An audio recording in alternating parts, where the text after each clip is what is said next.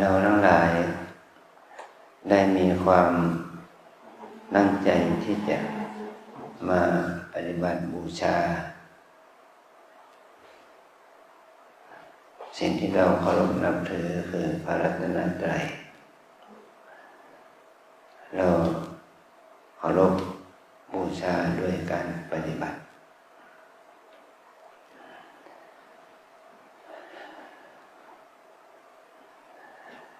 ชีวิตของเราก็เกิดขึ้นที่ได้มาเกิดมาเป็นมนุษย์เนี่ยด้วยอำนาจของบุญเมื่อเรามีบุญเราจึงได้มาเกิดเป็นมนุษย์เมื่อเรามีโอกาสมาเป็นมนุษย์เนี่ยเราก็จะทำความดีบุญเพื่อสร้างบารมีแก่เราเพื่อสร้างบุญกุศลแก่เราการทำความดีเราเรียกว่า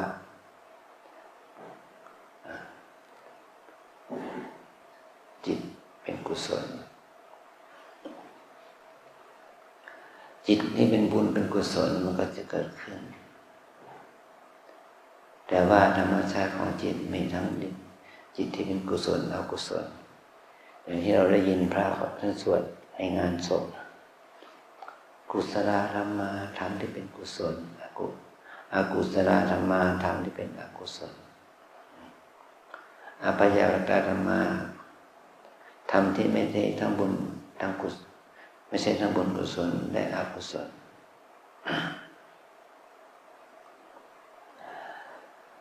ให้เรามองเห็นความเป็นจริงง่ายๆนะสภาพร่างกายของเราเนี่ยเป็นอภยากตธรรมเป็นธรรมที่ไม่ใช่เป็นบุญเป็นบาปอภยากตธรรมเพราะคนเราเป็นคนดีไม่ได้ดีที่ร่างกายงดงามไม่ใช่ดีที่สุขภาพทางกายดีมันมุ่งหมายถึงสภาพจิตที่ดีเรียกว่าสภาพจิตที่เป็นบุญนั่นแหละเป็นกุศลธรรมาไม่ดีมุ่งหมายถึงสภาพจิตที่ไม่ดีจิตเป็นบาปอกุศลธรรมาธรรมที่เป็นกุศลเป็นสิ่งที่เราต้องพัฒนาธรรมที่เป็นอกุศลเป็นสิ่งที่เราจะต้องละและปล่อยวางธรรมที่เป็นบุญเป็นกุศลนั่นเป็นธรรมะที่เป็นประโยชน์เกื้อกูลทั้งแก่ตนและแก่คนอื่นธรรมที่เป็นอกุศลก็เป็นธรรมะที่ไม่มีประโยชน์แก่ตนและแก่คนอื่นธรรมะที่เป็นกุศลก็เหมือนกับว่าเป็นยารักษาโรคธรรมะที่เป็นอกุศลก็เหมือนกับว่าเป็นยาพิษทำให้ร่างกายไม่ดีเป็นโทษธรรมะที่เป็นกุศลเราต้องมีความขยันมีความเพียรที่จะฝึกฝนให้มันเจริญขึ้นธรรมะที่เป็นอกุศลก็เป็นธรรมะที่เราจะต้องฝึกลดละเลิกมันไปบุญมันก็ทำมันเป็นคุณแล้วก็สร้างยังไม่มีจำกัดบาปมันเป็นโทษแล้วก็ละมันยังไม่มีละมันจนกว่ามันจะหมดไปความดีงามให้เป็นกุศลนี่ก็ก่อให้เกิดคุณความไม่ดีไม่งามเป็นอกุศลมันก่อให้เกิดโทษ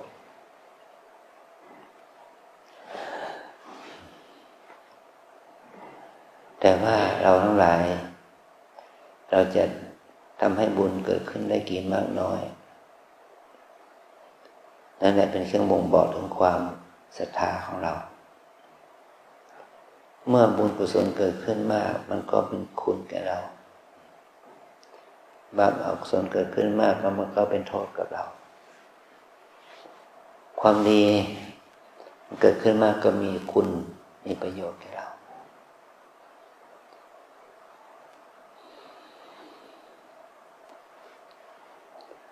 มันเหมือนกับเราเกิดมาแล้วแสวงหาทรัพย์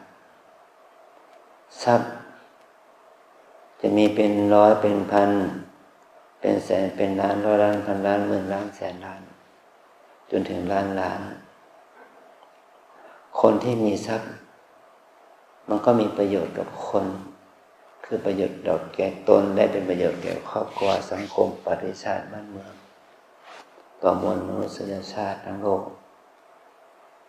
เพราะมันมีประโยชน์มันเหมือนกับอาหารที่เรากินที่เรานำมาบริโภคเนี่ย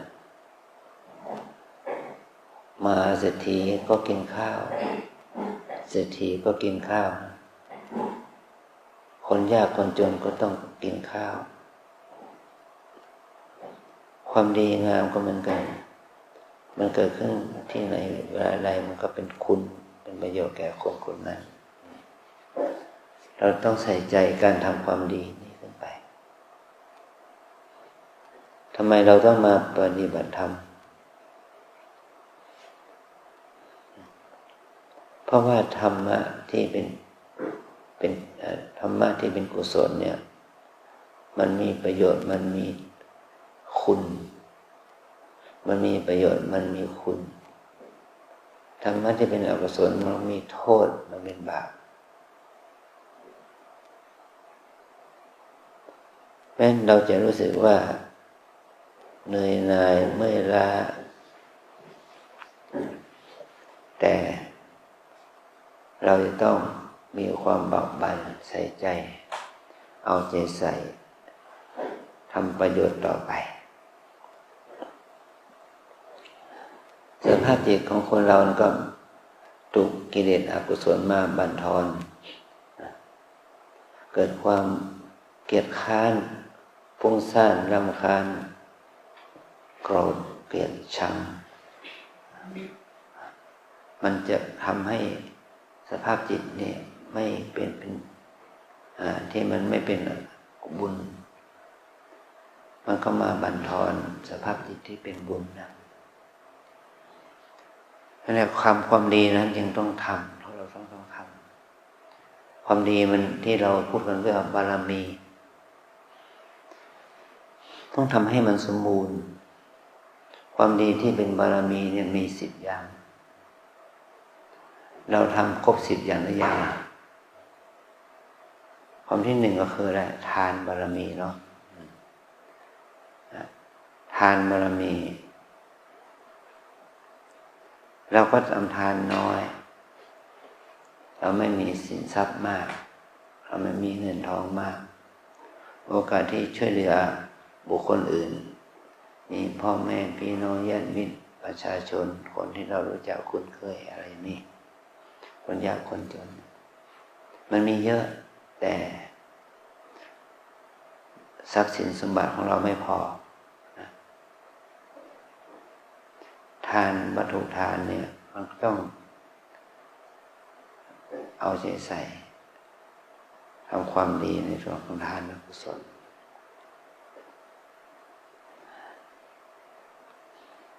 แม้ว่าเราจะทำทุกวันนะทำทานวันละ100วันละ1,000วันละ10,000วันละ100,000หรือวันละล้านก็แล้วแต่มันไม่พอนะคนที่ทำทานวันละล้านยังไม่พอเลยยังไม่พอที่จะช่วยเหลือเกื้อกูลคนยากไร้ยังไม่พอที่จะช่วยเหลือเกื้อกูลคนที่ยังต้องการ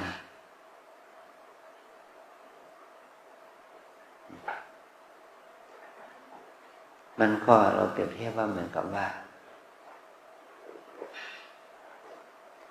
เราเป็นคนที่โชคดีมีบุญแข้งขาเดินได้ก็เป็นบุญของเราแล้วเราเดินได้ก็โชคดีของเราแล้วแต่วันหนึ่งเราเดินไปกับเพื่อนมีรองเท้าเราไม่มีรองเท้าเราจะเป็นผู้ด้อยทันทีเราจะเห็นว่าเราเป็นคนยากจนกว่าเขาอยากจะได้รองเท้าสักคู่ใช่ไหมต่อมาเมื่อเราได้รองเท้าแล้วเราเดินไปกับเพื่อนก็รู้สึกภูมิใจในการที่ตัวเองมีรองเท้าแล้วแต่วันหนึ่งเพื่อนมีจักรยานนะ เรารู้สึกด้อยทันทีว่าเราเป็นคนจนกว่าเขาเราอยากจะได้จักรยานใช่ไหมนั่นแหละเมื่อเราได้จักรยานไปกับเพื่อนปั่นไปกับเพื่อนแล้วเราก็ภูมิใจวันหนึ่งเพื่อนมีจักรยานยนต์ล่ะมอเตอร์ไซค์ล่ะ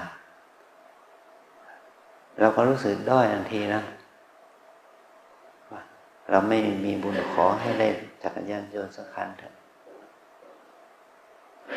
เราต้องแสวงหาจักรยานยนต์ให้ได้เมื่อได้แล้วก็ภูมิใจขับโชว์เพื่อนได้อยู่มาวันหนึ่งเพื่อนขับรถปิกอัพมาเราเป็นผู้ด้อยเหรอจะจนกว่าเขาเราก็แสวงหามีรถปิกอัพสักคันหนึ่งเอามาวิญญาณพาหนะมาทำธุรกิจธุรกรรมขับไปนู่นไปนี่ต่อมาเพื่อนมีรถเก่งเรารู้สึกด้อยทันทีเราดมนะนั่นแหละเป็นอย่างนี้เรามีชีวิตอยู่โดยการเช่าบ้านเขาอยู่เราก็บอกว่าเราจะยากจนไม่มีที่อยู่ที่อาศัยเป็นของตนแสวงหาเงินซื้อที่ดินแสวงหาเงินซื้อบ้านเราก็บอกว่าดีใจแล้วที่มีที่สุขนอนเป็นของตนมีที่ดินมีบ้านเป็นของตนแต่บ้านข้างบ้านแต่บ้านที่ข้างบ้านเรานะเขามีบ้านที่หรูหรา2 ชั้น3 ชั้นหรือว่าอะไรอย่างนี้นะเราจะมีความรู้สึกน้อยเนื้อต่ำใจว่าเรายากจนเราไม่รวยเท่าเขาเพราะเห็นนี่ความมีทรัพย์มันไม่ใช่ว่ามันจะทำให้เรามีความสุขเสมอไปแต่มันเพิ่มความอยากให้เราเรื่อยๆเพิ่มความต้องการให้เราเรื่อยๆเพิ่มการแสวงหาให้เราเรื่อยๆตราบที่เรายังมีลมหายใจอยู่เนี่ยการมีเงินมีทองมีสินมีทรัพย์ที่เรามีอยู่เนี่ยมันก็ไม่พอให้เรารวยนะเพราะเราไม่รู้จักพอเราไม่รู้จักพอเราอยากจะได้มากกว่านั้นอยากจะได้มากกว่านั้นอยากจะได้เครื่องประดับตกแต่งอยากจะได้เครื่องนุ่งห่มอยากจะได้ยานพาหนะอยากจะได้ที่หลับที่นอนอยากจะได้ทำในธุรกิจสารพัดมันก็มีความอยากนั้นถ้าอยากถูกต้องแล้วก็เราก็ขวนขวายถูกต้องสุจริตมันก็มีทุกข์น้อยหน่อยมีทุกข์ที่ถูกต้องตามกฎหมายนะถ้าเราอยากได้ทุจริตมันก็มีทุกข์มากหน่อยมีทุกข์ที่มันไม่ถูกต้องตามกฎหมายมันก็ทุกข์มากขึ้นก็ให้เกิดโทษกับตนในตัวสังคมนี่มองว่าแค่เรื่องของทานเนี่ยเราจะเห็นว่าเราจะทำให้สมบูรณ์ก่อนทำได้ยากนะทำได้ยากเหมือนกับว่าเรามาที่วัดนี่เหมือนกันเรามาอยู่ในฐานะไหนฐานะเป็นโยคีอันนั้นเราก็ไม่มีอันนั้นก็เราก็ไม่มีอันนั้นเราก็ขาดแคลนอันนี้เราก็ขาดแคลนมันก่อให้เกิดความไม่สะดวกในการมาเป็นโยคี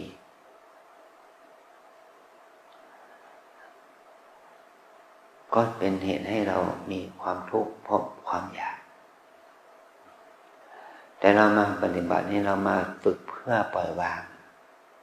เพื่อให้เราได้ละปล่อยวางความปล่อยวางที่เราละได้นะ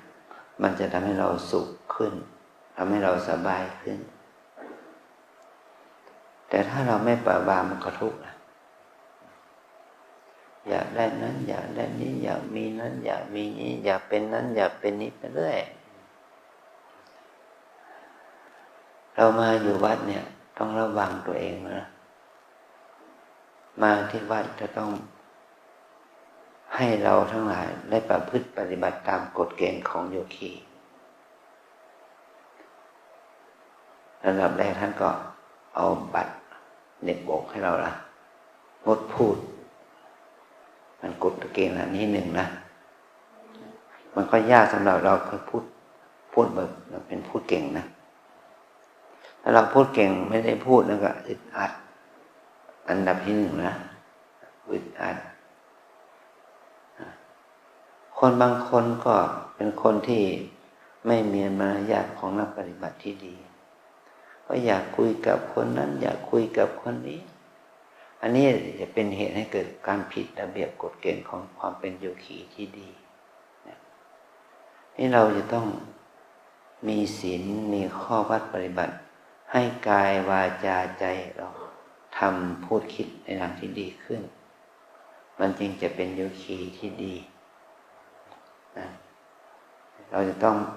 งดพูดหรือพูดน้อยพูดเท่าที่จำเป็นไม่ใช่นั่งที่ไหนก็หันหน้าคุยกับเพื่อนจอยอย่างนี้มันก็ไม่ก่อให้เกิดเป็นคุณประโยชน์ที่ดีกับวัดกับโยคีกับพฤติกรรมของตนนะพฤติกรรมของตนก็เสียวัดก็เสียระเบียบโยคีที่มาปฏิบัติเขาก็คงอิดรำคาญก็เป็นเหตุให้เกิดว่าเราจะต้องถูกคอมเพลนนะถูกเขาไม่ถูกแล้วคนอื่นเขาบอกว่าโยคีคนนั้นอยู่ที่นั่นทำอย่างนั้นพูดอย่างนี้รบกวนเขาสุดท้ายเขาเจ้าหน้าที่เขาเตือนว่ามีพฤติกรรมที่ไม่ดีไม่ดีเขาก็ขอให้เธอกลับบ้านก่อนนะอย่างนี้เป็นต้นทานเรามีแล้วจะต้องมีศีลด้วยเราปฏิบัติธรรมก็เรามาต้องปฏิบัติศีลบารมีด้วยเราถือศีล8และถือกฎระเบียบที่ดีงามของความเป็นโยคีที่ดีการรักษาศีลไม่ใช่รักษาเพื่ออะไรเพื่อขัดเกลากิเลสศีลบารมีเพราะเป็นศีลที่จะทำให้เรานั้นได้ขัดเกลากิเลสก็จะเป็นเหตุให้เรามีสุขภาพที่ดีที่สมบูรณ์ให้เราได้อยู่ในสถานที่ที่ดีให้ได้คบคนที่ดีให้เรามีสภาพจิตที่เข้าสู่ความเป็นสุขเป็นสภาวะสันติสุขก็จะเกิดขึ้นกับเรามาอยู่ที่นี่ก็มาสร้างเนกขัมมะบารมีคำว่าเนกขัมมะหมายความว่าการออกจากกามมนุษย์เราทุกคนไม่ว่าหญิงไม่ว่าชายนะไม่ว่าพระโยมที่ยังเป็นปุถุชนอยู่แม้แต่เป็นพระอริยะก็เป็นพระอริยะชั้นต่ำเป็นพระโสดาบันสกทาคามีพระอริยะ2ชั้นนี้ยังเกี่ยวข้องกับกามแต่สภาพจิตของคนปุถุชนเนี่ยมันเกี่ยวข้องจิตตนอยู่กับกามอย่างแกะไม่ออกนะยินดีพอใจในกามชอบรูปเสียงกลิ่นรสสัมผัสได้สัมพันธ์กับกามกิเลสตัณหาราคะที่เกี่ยวข้องกับตนว่าผู้หญิงชอบผู้ชายผู้ชายชอบผู้หญิงนั่นแหละพระชอบโยมชอบพระมันก็มีอยู่ในสภาพจิตของคนที่เป็นปุถุชนเราจะต้องสร้างเนกขัมมะบารมีที่จะทำให้เราระงับยับยั้งกามตัณหากามราคะออกจากตัวเองให้มากขึ้นมีความยินดีกับสิ่งที่บัณฑิตท่านได้บัญญัติไปว่าเราจะต้องมีความพอใจในสิ่งที่เรามีอยู่เนี่ยเรียกว่าสันโดษ กรรมสังวรจะมีความสันโดษในการกินการอยู่เนี่ยมันจะทำให้เรานั้นได้ลดความพอใจในกามเราเรียกว่าเนคขมมะนะเนคขมมะอย่างที่เรามาบวชเนี่ยเป็นเหตุว่าบวชเนคขมมะนอกจากนั้นเราจะต้องเพิ่มพูนบารมีคือวิญญาบารมีเมื่อเรามาเป็นเกิดมาเป็นมนุษย์เนี่ยไม่ว่าเราจะได้เชื้อชาติสัญชาติสีผิวไหนเราจะเป็นเพศหญิงเพศชายก็ตามสิ่งหนึ่งที่คนทั้งหลายสรรเสริญยกย่องก็คือความเพียรนะความขยันแล้วทุกคนนะมีพี่น้องด้วยกัน 3-4 คนพ่อแม่จะชอบใครล่ะพ่อแม่จะชอบคนขี้เกียจหรือคนขยันขยันนะลูกที่ขยันพ่อแม่ก็รักชอบลูกที่ขี้เกียจนะพ่อแม่ก็บ่นนะบ่นเช้าบ่นค่ำนะคือความขยันเนี่ยมันเป็นความดีเนี่ยความดีถ้าเราอยู่ในกลุ่มสังคมในชั้นเรียนเดียวกันนักเรียนคนไหนที่ขยันเก็บขยันทำความสะอาดขยันทำกิจกรรมมอบกับหมู่คณะก็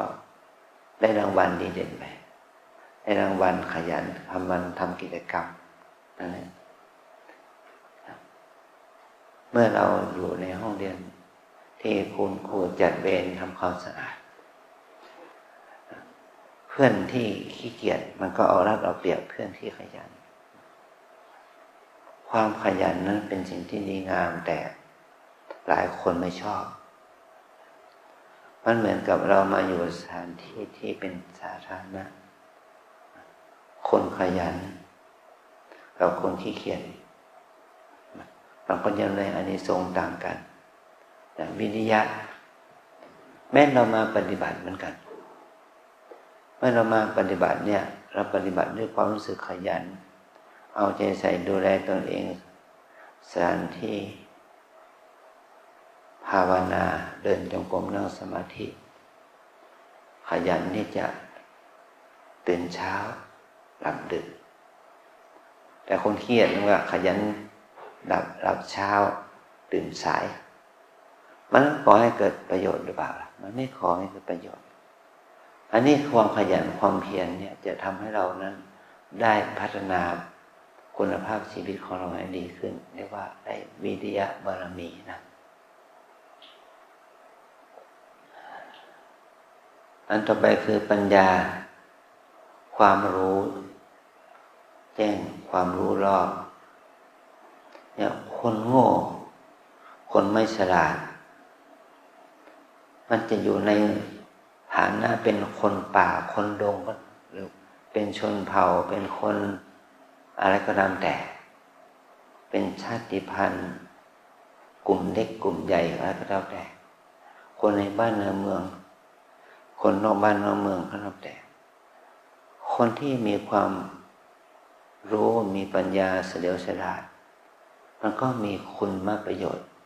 มีคุณประโยชน์ต่อตนเองนะมีคุณประโยชน์ต่อสังคมต่อครอบครัวต่อสังคมต่อประเทศชาติศาสนาความดีงามที่คนขยันเขาคนมีปัญญา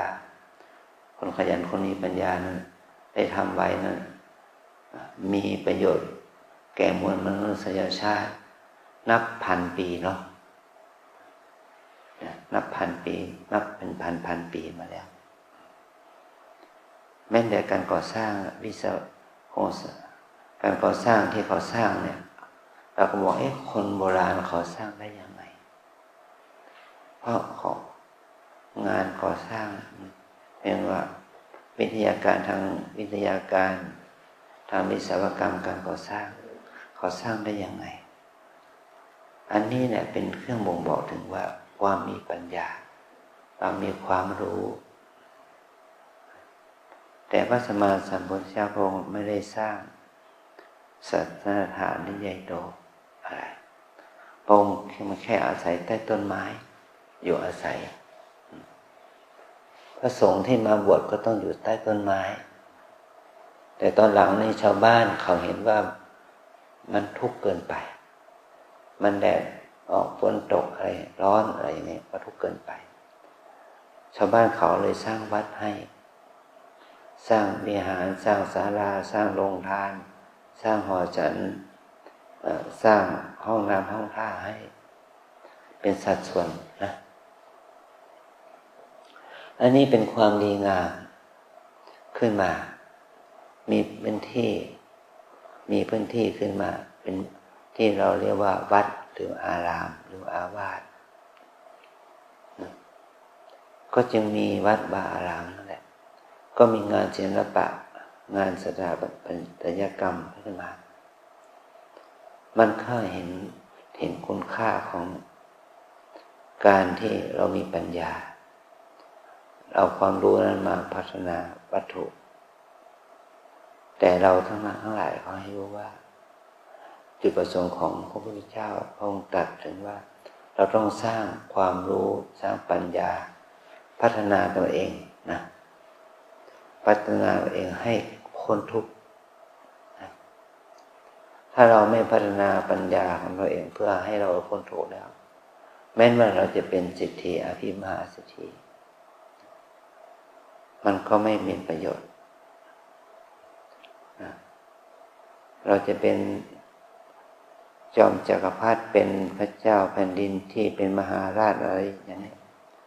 มันก็ไม่เป็นประโยชน์ต่อเราเพราะว่าเราไม่ได้ทำประโยชน์เพื่อพัฒนาจิตใจองค์พระสัมมาสัมพุทธเจ้าท่านทรงให้เรานั้นพัฒนาปัญญา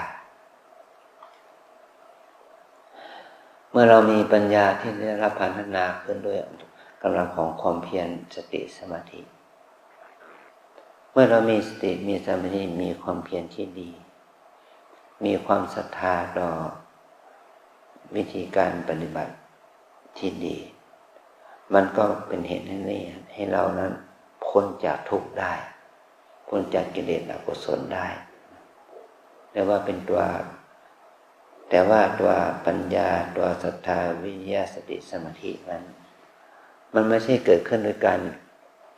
ลอยๆมามันต้องเกิดขึ้นด้วยการลงมือทำต้องฝึกนะอย่างที่เรามาอยู่ที่นี่มาอยู่3 คืน 4 วันหรือว่าหรือว่า3 วันเนี่ย3 วันเนี่ยคือ2 คืน 3 วันหรือว่าไงเราต้องอยู่ให้นานขึ้นด้วยแต่เรามาฝึกเพื่อให้เรานั้นได้ความดีงามให้เกิดขึ้นในขณะที่เราปฏิบัติเราต้องใช้ความเพียรความใส่ใจเอาใจใส่ในหน้าที่ของการปฏิบัติเนี่ยมันจึงจะทำให้เราเจริญด้วยสติสมาธิปัญญามีทักษะมีความชำนาญการเพื่อให้เป็นประโยชน์สุดที่ผลแก่ตนในฐานะที่เราเกิดมาเป็นมนุษย์เมื่อเราเกิดเป็นมนุษย์เราต้องสร้างเหตุให้เกิดสร้างปัจจัยให้เกิดสติปัญญาเพื่อให้ดับกิเลสดับอกุศลที่จะเกิดขึ้นกับเราได้นะอันนี้เรามาที่นี่ก็มาเพื่อมาพัฒนาศรัทธาวิริยะสติสมาธิปัญญาเราจะต้องมีความศรัทธาต่อตัวเองว่าเราทุกคนเนี่ยมีแล้วมีมนุษย์สมบัติแล้วมีอะไรนะมีตามีหูจมูกลิ้นกายมีอวัยวะน้อยใหญ่มีแขนมีขามีมือเนี่ยมีอวัยวะน้อยใหญ่มันสมองตับไตหัวใจเนี่ยมันมีครบนี่เขาเรียกว่าในมนุษย์สมบัตินะสมบัติในความเป็นมนุษย์สมบัติในความเป็นมนุษย์ที่ได้อานุภาพเช่นนี้มันยังไม่พอต้องเป็นมนุษย์สมบัติทางใจด้วยนะฝึกให้เรามีสติปัญญาให้เกิดขึ้น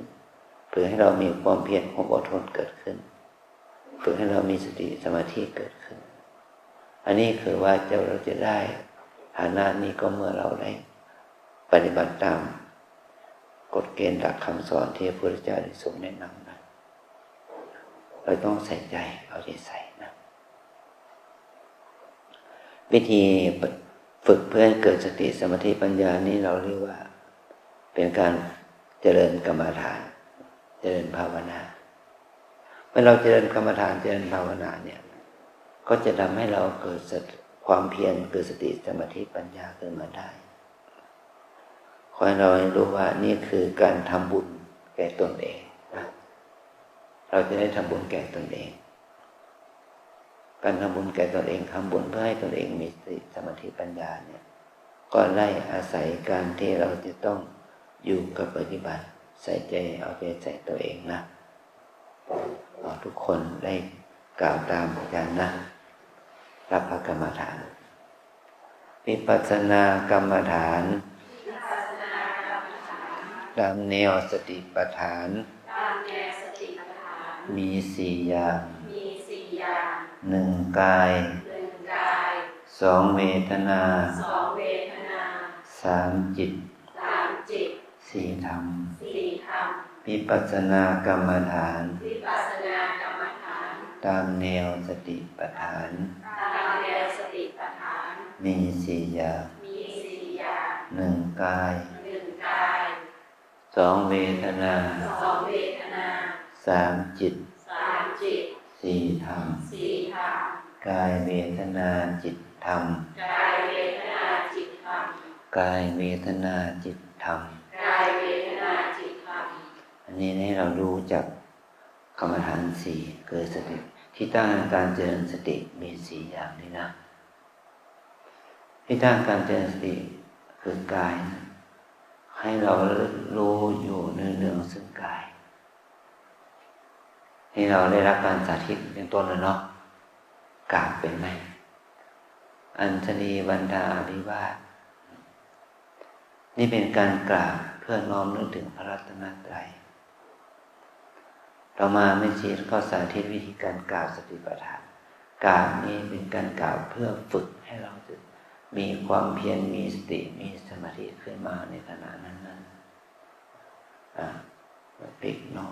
พี่น้องเนี่ยฝึกให้เรามีความอดทนฝึกให้เรามีความอดกลั้นฝึกให้เรามีสติสัมปชัญญะให้เกิดขึ้นอันนี้เราเรียกเป็นการฝึกเจริญสติเป็นไปในกายฝึกเจริญสติเป็นไปในกายก็อีกอย่างหนึ่งก็คือการเดินขวาย่างซ้ายย่างเดินอย่างมีสติแต่ว่าเดินเอาบุญนะเดินเรามีสติเดินเอาบุญนะเดินเอาบุญนี่มันก็จิตใจมันก็เป็นบาปได้นะฟุ้งซ่านหงุดหงิดรำคาญฟุ้งซ่านหงุดหงิดรำคาญมันก็จะเกิดขึ้นกับเราทำให้การเดินของเราเนี่ยไม่เสถียรโยกบ้างทัดเซโซเซบ้างอันนี้เป็นเครื่องบ่งบอกถึงสภาพจิตของเราไม่มั่นคงนะให้เรามีสติอยู่อย่างนี้เมื่อเราเดินยืนพอสมควรแล้วเราคนพูดถึงเหนื่อยล้าก็ลงมานั่งฝึกนั่งอยู่เฉยๆมันไม่ได้นะเราต้องเอาจิตหรือเอาจิตของเรามาจดจ่ออยู่กับลมหายใจเราทุกคนมีลมหายใจอยู่แล้วเนาะมีตั้งแต่เกิดนะทั้งหลับทั้งตื่นยังมีลมหายใจอยู่เนาะแต่เราหายใจอย่างมีสตินี่แหละยากเราจะรู้ถึงอาการที่ท้องพองท้องยุบที่เกิดจากการหายใจก็ยังยากล่ะต้องฝึกเลยถ้าฝึกแล้วมันจะได้รู้จักว่าหายใจเข้าท้องพองหายใจออกท้องยุบรู้ถึงอาการพองยุบนะนี่คือว่าเป็นการฝึกให้เรามีสติอยู่กับลมหายใจเข้าออกอยู่กับอาการพองยุบของท้องนี่ถ้าเรามีสติอยู่อย่างนี้วันหนึ่งคืนหนึ่งเอาเวลาหลับออกไปเสียเอาเวลาตื่นมาพิจารณาว่ามันจะกี่ชั่วโมงเราตื่น18 ชั่วโมงเรามีสติอยู่กับการยืนเดินนั่งนอนหายใจเข้าออกได้กี่ชั่วโมงท่านก็ให้ชั่วโมงแก่เราวันหนึ่งขอให้เดินจงกรมนั่งสมาธิอย่างน้อยได้6 ชั่วโมงไม่เอาเวลาเป็นไม่เอาเวลาทำวัดสวดมนต์ไม่เอาเวลา ไปกินข้าวมารวมกันเอาเวลาสำหรับภาวนามุ่งหมายถึงว่าการภาวนาอย่างตั้งใจที่จะปฏิบัติเนี่ยเราดูว่าเราได้กี่ชั่วโมงต่อวันนะขอให้เรารู้ถึงคุณค่าของเวลาของชีวิตให้ได้เวลาสำหรับภาวนาสัก6 ชั่วโมง8 ชั่วโมง10 ชั่วโมงไปนะจากเวลาในการเดินการนั่ง15 นาทีเป็น20 นาที30 นาทีเป็น1 ชั่วโมงเป็นต้นความดีงามเหล่านี้มันจะเกิดขึ้นกับเรานะนี่เราเรียกว่าเป็นการฝึกเจริญสติเป็นไปในอิริยาบถน้อยใหญ่เป็นไปในกายแต่ไม่ได้หมายความว่าใน6 ชั่วโมง8 ชั่วโมงให้เราฝึกได้เดินได้มันไม่ได้เกิดเป็นบุญเสมอจิตมันคิดไปคิดอย่างนั้นอย่างนี้คิดอนาคตคิดอดีตนั่นแหละความคิดนั้นให้เรารู้ว่าใจเรามันไม่มั่นคงใจมันไม่เที่ยงใจมันจิตใจมันเป็นอนิจจังก็ให้เรามีสติกำหนดจิตคิดนั่นแหละคิดหนอฟุ้งหนอที่องค์พระสัมมาสัมพุทธเจ้าได้ตรัสไว้ในสติปัฏฐานสูตรว่าจิตมีราคะก็ให้รู้ว่าจิตมีราคะจิตมีโทสะโมหะก็ให้รู้ว่าจิตมีโทสะโมหะจิตหดหู่จิตฟุ้งซ่านเนี่ยเมื่อเรามีสติแล้วรู้ว่าจิตมีสภาพเช่นนี้มีราคะโทสะโมหะหดหู่ฟุ้งซ่านแล้วก็มีสติกำหนดรู้ตามเป็นจริงละมันเสียฝึกละแต่ไม่ใช่ว่าละได้แต่ต้องทดสอบทดลองตัวเองอยู่บ่อยๆนะมันก็จะทำให้จิตเรามันคงขึ้นมาขณะที่เราเดินอยู่นั่งอยู่เนี่ยเหมือนกับเรานั่งปัจจุบันเนี่ยเจ็บไหมปวดไหมชาไหมนะปวดเจ็บเหน็บชาแล้วอันนี้คือเวทนาเกิดละทุกข์เกิดทุกข์หนอชาหนอปวดหนอเจ็บหนอนะดีใจเสียใจเกิดขึ้นก็มีสติกำหนดรู้นะเมื่อเราปฏิบัติวันแรกนี่มันมีแต่ความปวดเมื่อยนะ2-3 วันหลังจากนั้นมันจะดีขึ้นแต่อย่าคิดว่ามันพ้นจากความทุกข์ความปวดความเจ็บนะปฏิบัติเป็นเดือนมัน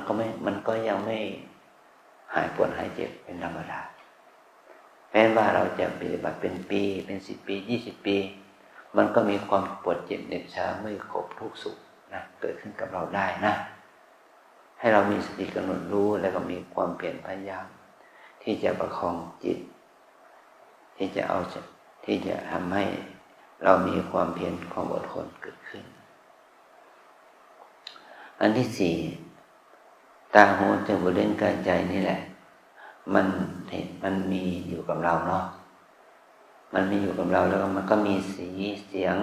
กลิ่นรสสัมผัสมากระทบเมื่อสีเสียงรสสัมผัสเหล่านั้นมากระทบที่ตาหูจมูกลิ้นกายมันก็เกิดการรู้เห็นได้ยินกลิ่นรสสัมผัสเมื่อรู้เห็นกลิ่นรสสัมผัสโดยที่ขาดสติมันก็เป็นเหตุให้เกิดอกุศลเกิดบาปอกุศลแต่ถ้าการรู้เห็นได้ยินกลิ่นรสสัมผัสนั้นเมื่อเรารู้แล้วก็มีสติกำหนดว่าเห็น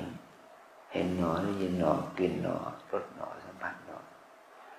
กุศลมันก็เกิดขึ้นสติสมาธิปัญญามันก็จะเกิดขึ้นความดีงามมันก็จะเกิดขึ้นกับเราประโยชน์มันก็จะเกิดขึ้นกับโยคีผู้ปฏิบัติธรรมบุญกุศลมันจะเกิดขึ้นกับเราแต่ให้รู้ว่าทั้งกายทั้งใจทั้งหมดทั้งมวลเหล่านี้นะมันตกอยู่ในกฎอนิจจังเป็นของไม่เที่ยงเป็นทุกข์เป็นของที่ทนอยู่ในสภาพเดิมไม่ได้เป็นอนัตตาไม่อยู่ในอำนาจบังคับบัญชามันไม่ได้เราควรที่จะฝึกฝนอบรมตัวเองที่ต่อไปเอาใจใส่รู้แล้วก็เอาไปใช้เอาไปฝึกนะมันจะเกิดประโยชน์สุดที่ผลกับเราอย่างนี้นะขออนุโมทนา